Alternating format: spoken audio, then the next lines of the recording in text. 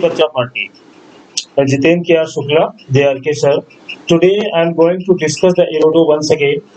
But ये ध्यान रखना है सारे बच्चों कि अगर तुम लोग मेरे साथ एरोडो के क्वेश्चंस पे चलना चाहते हो तो जो लोग फर्स्ट टाइम इसको देख रहे हैं तो इसमें देखना पीछे हमने रिवर बोर्ड के बेसिक कॉन्सेप्ट यानी वेक्टर सॉल्व करना बेसिक सारी चीजें बता के रखी है। तो अगर यहाँ तक मेरे मेथड से चलना चाहते हो तो वो सारी चीजें तुम्हारी देखी हुई होनी चाहिए।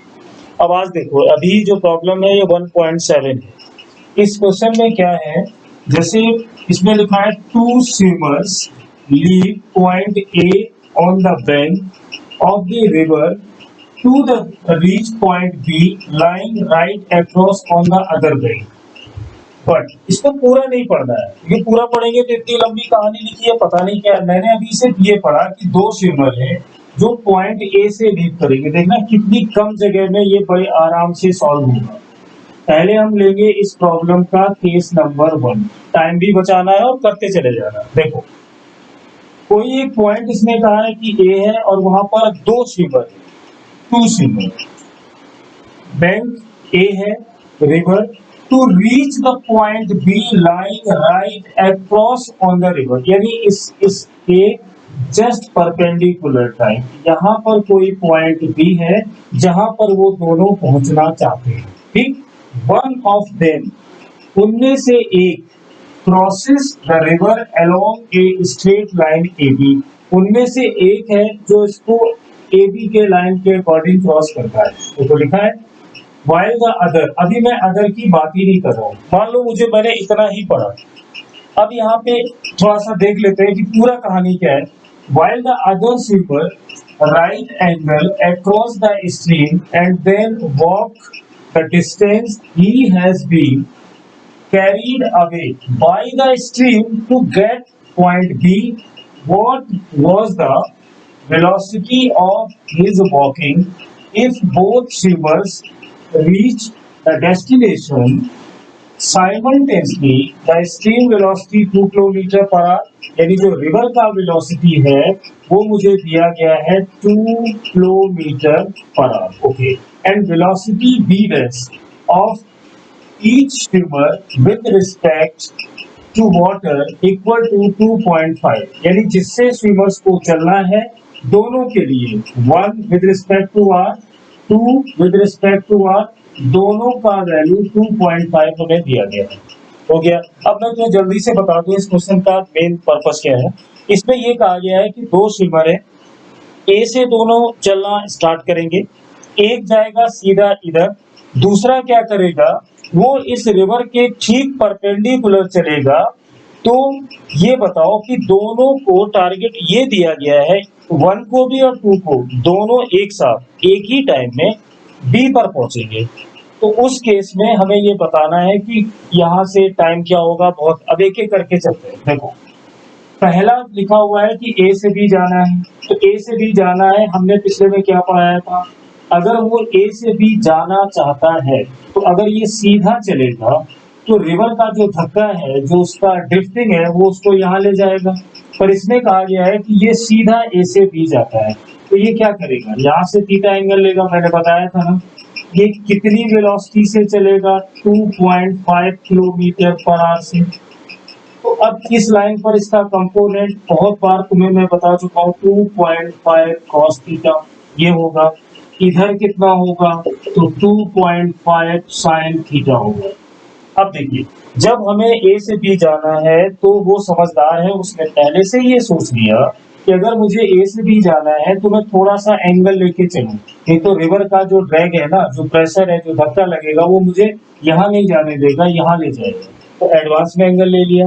तो इसको अगर सीधा क्रॉस करना है तो इस ये वेलोसिटी रिस्पॉन्सिबल होगी। अब पिछले में मैंने क्या बोला था, सारे वीडियोस पड़े हुए हैं कि अगर इसको सीधा जाना है तो इधर का कंपोनेंट और इधर का कंपोनेंट इक्वल होना चाहिए। अब देखना कैसे इसको अप्रोच करेंगे। तो इसका मतलब ये हुआ कि अगर मुझे ए से बी जाने का टाइम निकालना होगा, चलिए मैं टाइम निकाल लूं। रिवर का पूरा मैंने डी लिख दिया। इधर जाने के लिए रिस्पॉन्सिबल कौन है, तो यहाँ लिखोगे 2.5 cos थीटा। अब तुम्हें परेशानी ये होगी कि थीटा मालूम नहीं, तुरंत याद आएगा कि अगर इसको सीधा जाना है ये तभी जाएगा जब मैंने क्या बताया था, ये रिवर का जो वेलोसिटी है इस डायरेक्शन में और ये कंपोनेंट आपस में इक्वल होने चाहिए, मतलब कैंसिल होने चाहिए, तभी ये सीधा चल पाएगा। तो देखो जल्दी से हमने क्या लिखा, 2 किलोमीटर पर आवर किसके इक्वल होना चाहिए, 2.5 साइन थीटा के।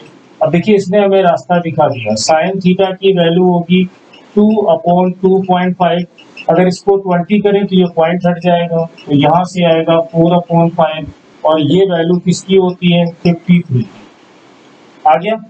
अब मुझे ये एंगल पता चल गया कि अगर इसको यहाँ से सीधा जाना है इस डेटा पे तो एंगल 53 लेगा, बट स्लो से नहीं वर्टिकल से लेगा। ये वैल्यू मैं यहाँ ले आया। अब देखना मुझे चाहिए था T1 का टाइम, तो मैंने D लिखा, एंगल ये देखिए 2.5 लिखा, cos 53 की मुझे वैल्यू चाहिए। तो ये तो हम हर लेक्चर में तुमने देखा होगा, मैं बार बार लिखता हूँ 435 और ये होता है 53। तो मुझे चाहिए cos 53। cos 53 कितना होगा, यानी 3/5 होगा। तो 3 यहाँ पर आएंगे, 5 यहाँ पर चले जाएंगे, 2.5 2 जा 5, तो ये आएगा 2D/3। मतलब मैंने ये निकाल लिया कि पहला वाला जो सिंबल है वो यहाँ से यहाँ तक जाने में कितना टाइम लेगा। अब दूसरे वाले पे जरा फोकस करते हैं, उसकी स्टोरी है क्या। तो इसको मैं हटा देता हूँ, सिर्फ टाइम अपने पास रख देता हूँ। देखो 2D/3 आया है, इतनी जगह में ही देखो ये पूरा क्वेश्चन अभी सॉल्व हुआ जा रहा है। पहला वाला जो पहुंच रहा है उसको टाइम कितना लग रहा है, 2D/3, उसमें एंगल क्या लेके रखा हुआ है, 53, और ये आपकी सिचुएशन है, ऐसे जा रहा है, ये एंगल मुझे पता चल गया और बी पर आने का टाइम मुझे मालूम है। अब इसने कहा है देखो, other swimmer has right angle across the stream and then walk to the distance. मतलब ये कह क्या रहा है, पहले वो सुना। देखो जब ये ए से चलता है तो ये कहा जाता है कि ये ए से बी जाएगा, ठीक, यानी अपनी पूरी एनर्जी ये ए से बी सीधा जाने में लगाएगा।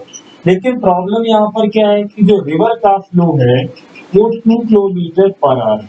अब तुमने बहुत सारे क्वेश्चंस कर लिए, देखो यहाँ मैं यू बी का यूज नहीं कर रहा हूँ, ये तुम भी सीखो, सीधा वैल्यू लिखना स्टार्ट करो, ये टाइम बचाएगा। अब ये यहाँ पे जाने की कोशिश कर रहा है, पूरी एनर्जी यहाँ पर इसने लगा दी, बट इस रिवर की ड्रैग की वजह से कोशिश तो ये यहाँ करेगा, याद है मैंने तुम्हें समझाया था, कोशिश ये है, पर असली वेलोसिटी कौन सी होगी, असलियत में रियलिटी में वो इस पार्ट पर जाएगा। ऐसा क्यों, इसने अपनी पूरी वेलोसिटी कितनी दी गई थी, 2.5 किलोमीटर पर आवर ए से बी जाने में लगाई, एज पर द क्वेश्चन, उसमें कोई डाउट नहीं है, ये सीधा जाएगा, ए से बी को पहुंचना है, जाएगा, मतलब ये जा रहा है। लेकिन इस रिवर की वजह से ये ऐसा जा नहीं पाएगा, असली वाली जो डायरेक्शन है वो ये होगी। अब यहाँ से गया, यहाँ से गया, यहाँ से गया और यहाँ पे ये जाके पहुंच गया। अब मुझे इसमें क्या सोचना पड़ेगा, मुझे ये देखना पड़ेगा कि ए से बी तक का मैं टाइम निकाल लूं। प्रॉब्लम ने ये कहा है कि दोनों बी पर कब पहुंचेंगे, मतलब पहला वाला ए से बी तो सीधा पहुंच चुका है, ये देखो। अब दूसरा बेचारा क्या करेगा, जाना इधर चाह रहा है, कोशिश ये है, ताकत भी यही लग रही है, एनर्जी भी लग रही है, बट ये रियलिटी में पहुंचेगा सी पर, तो सी पर पहुंचेगा, लेकिन इसको बी को टच करना है, तो ये जल्दी से यहाँ से उठेगा, दौड़ेगा यानी भागेगा ऐसे ऐसे, और ये बी पर आएगा। तो क्वेश्चन ने ये कहा है कि ये बताओ, जब ये यहाँ से उठकर इधर दौड़ रहा है, रनिंग कर रहा है, तो वो उसकी वेलोसिटी क्या है। मतलब अब मुझे आइडिया होने लगा कि जो टाइम इसने यहाँ से यहाँ तक पहुंचने में लिया है 2D/3, वो टाइम इक्वल होगा इसका ए से बी आने के लिए और बाद में सी से बी, यानी रियलिटी में ये होगा, एक्चुअल में सोचो कि जो टाइम ये ए से सी तक पहुंचने में लगेगा वो पता करो, सी से बी जाने में जो टाइम लगेगा वो पता करो, उन दोनों को आपस में ऐड कर दो, वो टाइम 2D/3 के इक्वल होना चाहिए। अब इसमें कुछ बचा ही नहीं। मान लो मैं ए से बी जाने का टाइम निकालता हूँ T2 का, डिस्टेंस D होगी, स्पीड में क्या लूंगा 2.5। ऐसा क्यों कर रहा हूँ मैं, यहाँ पे डिस्टेंस क्यों नहीं निकाल रहा हूँ, क्योंकि ये कोशिश तो इसकी ये हो रही है ना, इस वेलोसिटी से इसने कोशिश की जाने की, वो कितनी है 2.5। अब मैंने यहाँ पे 10 से मल्टीप्लाई कर दिया, तो अब देखिए ये कितना हुआ 10/25b, यानी 2d/5। तो ये वाली जो टाइम आई वो 2d/5 आ गई यहाँ से यहाँ जाने की। यहाँ तक ठीक है। अब देखना जितनी देर में ये यहाँ कितना टाइम ले रहा है यहाँ से यहाँ आने में 2d/5। अब रिवर इसको धक्का कितने से मार रही है 2 मीटर पर किलोमीटर पर आवर से। तो B से C ये कितना खिसक जाएगा। चला यहाँ से, देखिए रिवर ने अपना काम शुरू कर दिया, मारना शुरू किया, इधर गया इधर गया इधर गया इधर गया। तो मैं ये जानना चाहता हूँ जब इसने A से B सीधा जाने की कोशिश की, then actually he is reaching at point C, तो what will be the distance BC। तो BC निकालने में क्या दिक्कत है, रिवर का वेलोसिटी लेना है, टाइम कितना लेना है जितना इसको यहाँ तक आने में लगा, और वो हमने कितना निकाला हुआ है 2d/5। अब देखिए रिवर का वेलोसिटी कितना हमें दिया हुआ है 2 दिया हुआ है, 2 यहाँ रखोगे तो ये कितना होगा 4d/5। तो ये BC वाला डिस्टेंस आ गया 4d/5 हो गया। अब इस ऊपर वाली थ्योरी का यहाँ पे काम खत्म है, यूज कर लेते हैं। और रोड के क्वेश्चंस ना बहुत अच्छे से करो, ये कंसेप्ट का सही डेवलपमेंट देते हैं। देखिए BC पता हो गया, अब हमें ये मालूम हो गया कि जो ये डिस्टेंस है BC वो कितनी आई, वो आई 4d/5 मीटर, और ये आ गई डिस्टेंस। अब ये यहाँ से उठा और यहाँ से भागना इसने स्टार्ट किया, तो बड़े आराम से कर सकते हो कि स्पीड इक्वल क्या होता है डिस्टेंस अपॉन टाइम। अब यहाँ पर बताइए डिस्टेंस कितना है BC है, टाइम मैं निकालना चाहता हूँ, वेलोसिटी किसकी ले रही रिवर की, BC की वैल्यू कितनी आई है 4d/5 4d/5। अब यहाँ पे मुझे ये क्या लिखना होगा VR निकालना है, हमारा पर्पस है यहाँ से यहाँ तक आने के टाइम के बारे में मालूम करना है। तो speed equal distance upon time, तो टाइम होगा डिस्टेंस अपॉन स्पीड। अब ये स्पीड कितनी है जो यहाँ पे लेनी है, अब यही हमें निकालनी है। यहाँ पे जो मैंने BR लिखा उसमें कंफ्यूजन बढ़ जाएगा, फिर एक बार सुन लो। यहाँ से यहाँ तक का डिस्टेंस मुझे पता है, अब ये उठ के भाग रहा है तो मैं इसका सिंबल बना देता हूँ सपोज B0, जिससे कंफ्यूजन ना हो। तो डिस्टेंस है BC और किस स्पीड से ये भाग रहा है C से B की तरफ V0, तो यहाँ लिखोगे V0। ये कौन सा टाइम है, ये वो टाइम है जो C से B रिटर्न करने में लगा। लो प्रॉब्लम हो गई सॉल्व। अब देखिए, अब प्रॉब्लम में ये कहा था कि जितनी देर में पहला वाला बीकन जाएगा, तो ये बताओ कि ये यहाँ से कितनी तेज कितनी रफ्तार में रन करे कि दोनों एक साथ बी पर पहुंचे। इसका मतलब साफ है कि time taken by first swimmers to reach A to B will be equal time taken by 2 passenger कहाँ से कहाँ तक A to B plus time taken by the passenger to reach C to B। अब इसमें कुछ नहीं बचा, ये वैल्यू कितनी निकाली थी मैंने लिख के रखी हुई है 2d/3, तो यहाँ लिखोगे 2d/3। ये वाली वैल्यू कितनी आई है देखो, ये लिखी है 2d/5, ये हो गई 2d/5। अभी कितना निकाला है, ये 4d/5 V0। अब देखिए D ये कैंसिल हो गए, हमारे पास क्या रह गया 2/3। इसको इधर लेकर आइए तो ये होगा 2/5। अब यहाँ पे क्या रह गया 4/5 एंड V0। बिल्कुल इजी है, यहाँ पर 15 लिखोगे, ये 10 आएगा, ये 6 आएगा, ये 4/5 V0 होगा। अब यहाँ देखिए 4 आएगा, ये कैंसिल, 5 3 जा 10, यानी V0 का वैल्यू आएगा 3 किलोमीटर पर आवर।